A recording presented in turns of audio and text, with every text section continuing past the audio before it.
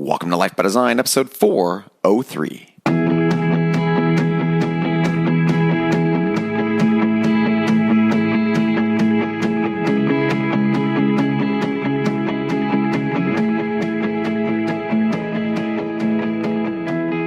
Welcome to Life by Design. I'm your host, Dr. Jamie Richards, and I'm not joined today by my colleague, Dr. Cracia Jug, but I am sharing content I created for a special group of mine, and I answered the question, how much protein is enough? So enjoy today's episode of Life by Design. Hey, everybody. Welcome to today's version of whatever we're talking about today. It's how much protein you should eat in the Your Extraordinary Life Chatham-Kent Facebook group. So super excited, as usual, to talk about some of this stuff. The group has been growing a lot of excitement around some of the topics that we're covering. And today I'm going to get into protein. This is really, a lot of these are driven by, the conversations that are happening in our practices, that are happening with people inside the new Eat by Design coaching group, people doing the blood glucose testing, and using that as a measurement for really what we need to be working on. And one of the questions we get a lot is, how much protein do we eat?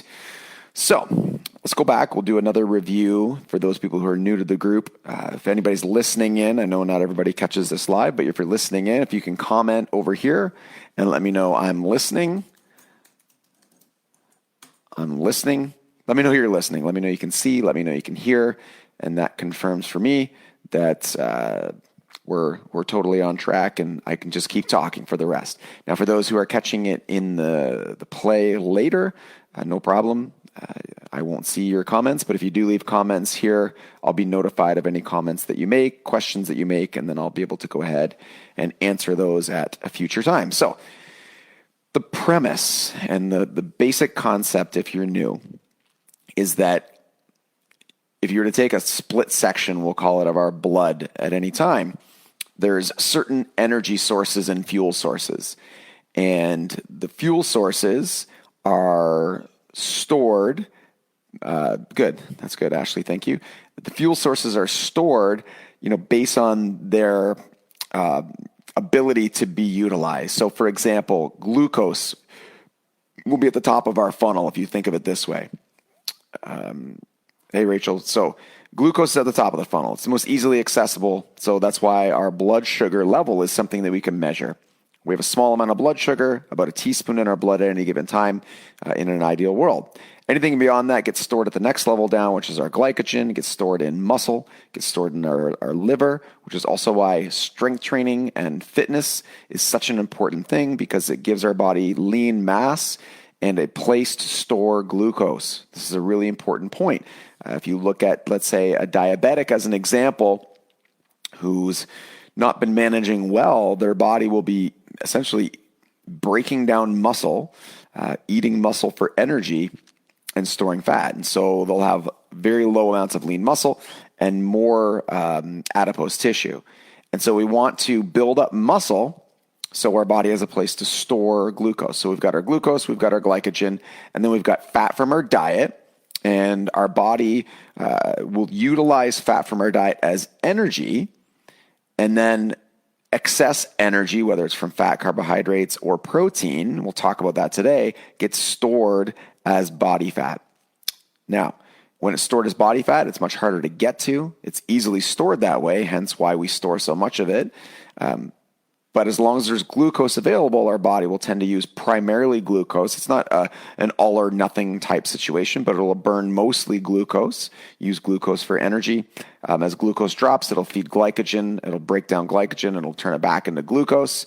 And then if there's fat in the blood, it'll use that. So you can see how hard it is to get to the body fat. And so again, we want to keep eating when we're eating when we're the opposite, eating when we're hungry, using our blood glucose measurements as a potential way to figure out if we're hungry or not, and then eating mostly protein. So that's what I want to talk about today, is this mostly protein. I think that one of the questions I get is people assume mostly protein means that, all they're eating is meat and eggs and fish, although in reality, I would actually think and advise that is not a bad way to go.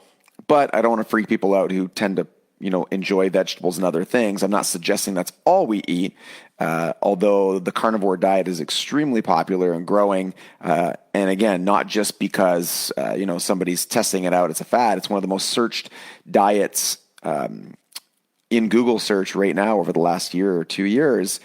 And one of the reasons is we're seeing, or proponents of the carnivore diet are seeing massive amounts of improvements in people with autoimmune disorders. You're really taking out the majority of food toxins. And for most people who think you need a ton of vegetables, again, that's probably a time for another one of these webinars or trainings here. So for today, I want to talk about protein. Basically, when you consume real food, it's made up of protein, fat, and carbohydrates. And usually it's made up of primarily one of those. And then depending on the food source, it's going to be weighted in one direction. So meat, animal products obviously are higher in protein. Carbohydrates, starches are going to be higher in those sense. Fat you're going to find inside of animal products for sure. And then some other products are going to have fat. But if you look at foods in nature, I don't even know if there's any that you're going to find high fat and high carbohydrate. Those are foods that are super palatable for people. So that's why, a donut tastes good, or that's why most of the foods that people eat as snacks are the mix of carbohydrate and fat. Easily stored energy, right? You're giving your body the most accessible energy possible, and you don't necessarily need that at that time. And so your body stores that very, very easily, easier to store than it is to get out. So when I talk about protein, eating real food, animal product sources are going to be your easiest way to get protein. And when I say protein, I'm talking more about the percentage of protein. So here's why we eat protein. One, protein is the most satiating macronutrient. So of the fat, carbohydrates, and protein is the most satiating, which means, hey Cheryl, what that means is, if you were to eat a steak and get a 600 or 700 calorie steak, your body, once it's consumed that, digested, metabolized, you're not going to be seeking out a lot of other protein because your body's satiated. It's got nutrients. But if you had a $700 calorie cake, piece of cake or donut or treat, something that was carbohydrate and fat based, your body's going to continue to seek out more food because it's not getting nutrition. So it's the same amount of calories, but it's not very satiating. So you can see the problem here in the cycle. In addition to filling up our body and its glucose stores, when we have energy, we're not getting full. So we're going to seek out more energy for our body. It's what our brain does. We're just wired up that way. So why is protein more satiating? And again, being more satiating means we're going to eat less total calories, which means we're going to be at a deficit, which means our body's going to be able to get into the fat stores better, use that for energy. We're going to lose body fat, get more lean, help regulate blood sugar, and all these other good things that happen. So protein is really the fundamental macronutrient that we need to focus on. And then there's different types of diets that could be a higher carbohydrate, lower, higher fat, lower fat, but really the protein level doesn't need to change. So if we start with that, most of the other pieces will fall into place. And I think that's the main point is I wanted something simple. And Eat by Design, hey Andrea, Eat by Design is simple in the sense that what do we eat? We eat real food. When do we eat? We eat when our body's hungry. How do we determine that? Well, we can use our blood glucose levels to determine that. And then the question is, what exactly do we eat and how does that break down? So protein is our main source of macronutrients. The reason is protein is very difficult to break down and store. And so because of that, our body uses a lot of energy to do it. And I'll give you an example. If you've ever had, a big plate of meat, basically, and you've heard of the meat sweats, that's what the meat sweats are. That is the thermic effect of food, it's called. So if you take calories as an example, 1 gram of fat has 9 calories, okay? So if you think of the energy stored in 1 gram of fat, you have 9 calories. In 1 gram of carbohydrate, you have 4. In 1 gram of protein, you have 4. But to break down 1 gram of protein, you end up with a net calorie of 3.2 because it takes about 20 to 25% of the energy from that gram of protein just to digest it. And so not only are you being more satiated, but gram for gram, protein is going to lead to the least amount of caloric intake and the highest amount of satiation, which means you're going to be full and you're going to take in less total calories. So you can see if your goal here is to lose body fat, which is, I think, a great goal for many, many people. If your goal is to lose body fat to improve our health, right? We know that, at markers of certain levels of body fat, our health levels, they plummet. Heart disease, cancer, diabetes, mortality. So this is a worthy experiment, a worthy lifestyle, is probably a better terminology here, a worthy lifestyle for you to take on. So we want to be able to do it. We want to be able to enjoy our meals. So we've got our thermic effect of food.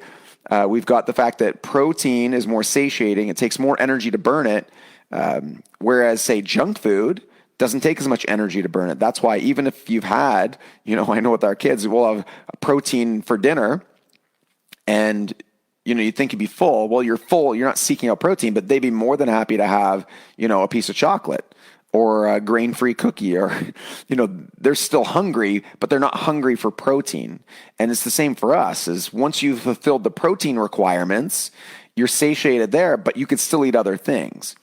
Now, what percentage of protein should we take in?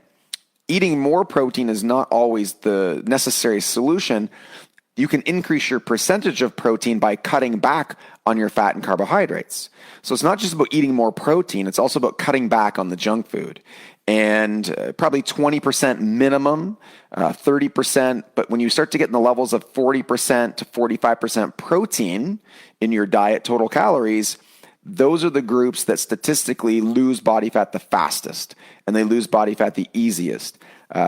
Again, there's that energy loss. You're more satiated, which means you eat less. Now, what does that look like in terms of eating? One of the principles is if you're eating protein, ultimately you want to shoot for tip to tail. So what that means is if I'm eating animal products, one, I want to get the best I can, which means locally sourced, locally raised where possible, although I'm not going to bail out if I can't get that and then totally go back to eating bread and cookies and other things like that. I'll just get it at the grocery store. It's still fine.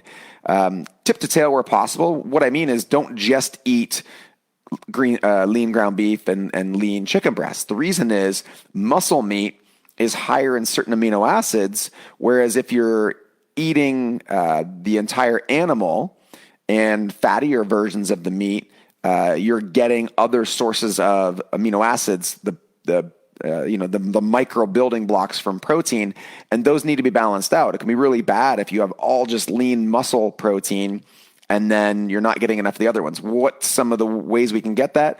Bone broth, collagen. So if you look, for example, a lot of the smoothies at Charlie's, we have collagen added to them. So adding collagen is great. Again, bone broth is great. Bone marrow is great. And again, I know a lot of this is new for different people. So how does this look in your day-to-day?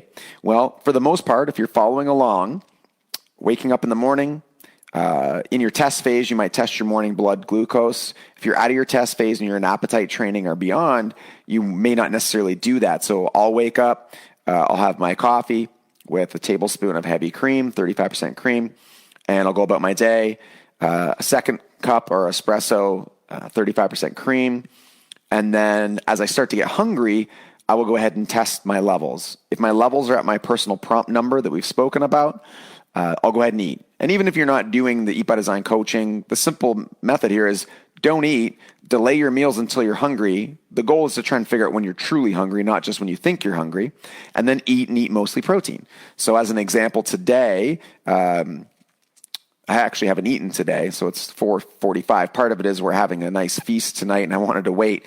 So I'm going to fill up on that later. But on a typical day around 2:30 or 3, I would go ahead and I'd have some chicken breast, or I'd have eggs, or I'd have the version of the brekkie without the bread, so 2 or 3 eggs and bacon and some cheese. I'd have protein, a little bit of protein. If I wanted to, I could have a piece of fruit there, or I could skip the fruit. I'm going to have a little bit of food, and then when supper time comes around, I'm going to have a big meal. I'm going to have a feast. I'm going to have a good source of protein, and then I'm going to have my other stuff, my veggies, if I've got olive oil on my salad, or other types of nutrients, then that's where I'm going to have that. And then maybe a snack before bed. So that could look like lots of different things. Could be a piece of cheese if I'm doing dairy. It could be a Quest bar if I want something sweet, or some kind of homemade dessert that we might make. But again, delaying your meals, focusing on protein. It's not necessarily eating tons and tons of protein. It's reducing the amount of carbohydrates and fat, so your percentage of protein increases. And when you do that, you're going to naturally be more satiated. You're going to burn more calories, and you're going to tend to go off track less. So what I'll have you guys do is post any questions in the feed here. If I don't get to them right now, I'll come back to this, or I'll get notified that there's questions. I'll answer those questions for you guys here. For those who are interested in the new Eat by Design coaching group, again, you can reach out to me. I don't have anything specific to send you to a page where you can get the information yet, but we're developing that group online and creating resources specifically for the Eat by Design group. And some of these more nutritionally based webinars, some of the more advanced stuff will be ending up in that group. So thanks for listening, guys. As always, remember the entire blueprint is important. There's a reason why the blueprint is in place. The training, the fitness, the food, the mindset, and the brain and nervous system, right? Everything works together in an integrated fashion. And so if you haven't taken those other steps, then I encourage you to do that and go through the testing procedures. Again, we'll talk a lot about this, and you've probably heard me say it 1,000 times now, but test, don't guess. Whether it be your functional fitness assessment, whether it be your blood glucose levels, whether it be your biostructural system, test, don't guess. That's the only way to know that you're doing what you need to do and to have the markers and the guidance and support to ensure you're going in the right direction. So questions, comments, put them in there. Guys, until next time, have a great weekend. Make it a great day.